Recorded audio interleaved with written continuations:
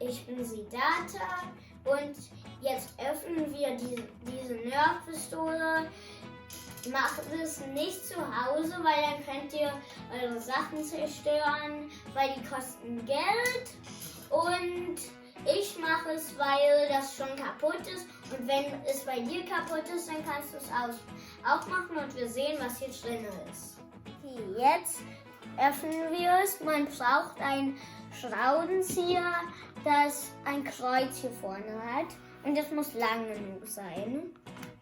Okay, jetzt drehen wir die Schrauben raus. Okay, da sind ganz viele auf einer Seite, aber gar keine auf der anderen. Okay, so öffnen wir eine.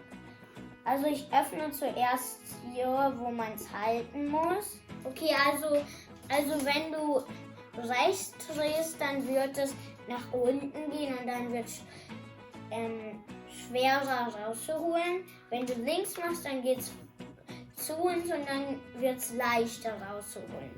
Dann wird es rausgehen, okay? Oh cool. Jetzt haben wir das, jetzt sehe ich das.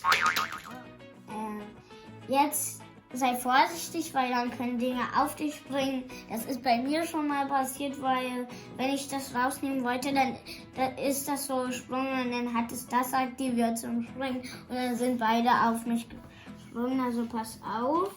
Also ich mache zuerst die Teile hier weg. Jetzt können wir das wegnehmen. Hier ist hat sich aktiviert. Also hier kommt so die Patrone rein. Dann muss man hier das so drücken und dann aktiviert das. Und dann so zuerst, wenn man das reinmacht, dann das haltet es von nach vorne gehen. Aber wenn man jetzt drauf drückt, dann wird es nach unten geschoben und dann geht das so nach vorne und dann schießt die Luft, also dann feuert das auch diesen ab.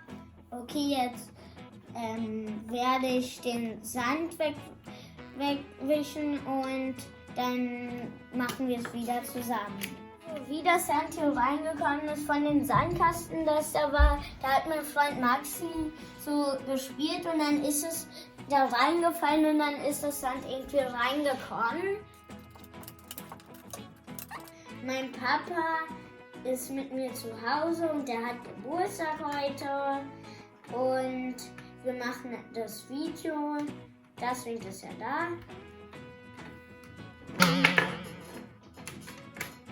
Das muss ich eigentlich nicht sagen, aber das habe ich eigentlich auch gesagt.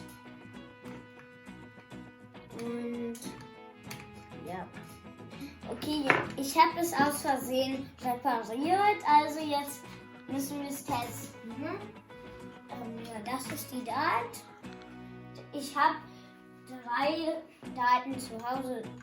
Daten, das und diese. Jetzt.